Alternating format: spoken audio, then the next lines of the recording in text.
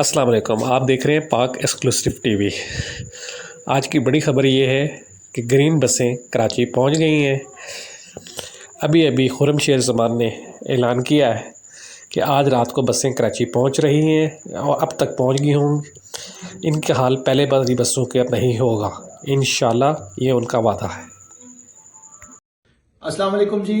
कराची से किया हुआ वादा वजीर आजम इमरान खान का एक और पूरा होने जा रहा है। 80 बसेस कराची के लिए ग्रीन लाइन की आनी थी, जिसमें से 40 बसेस जो है वो आज रात को पहुंच रही है और जिसकी तकरीब जो है कल इंशाल्लाह ताला कराची पोर्ट पे की जाएगी।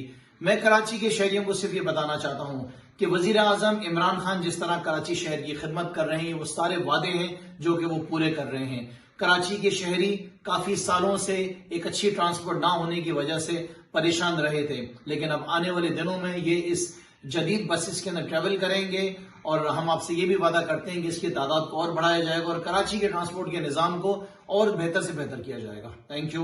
इमरान खान जिंदाबाद।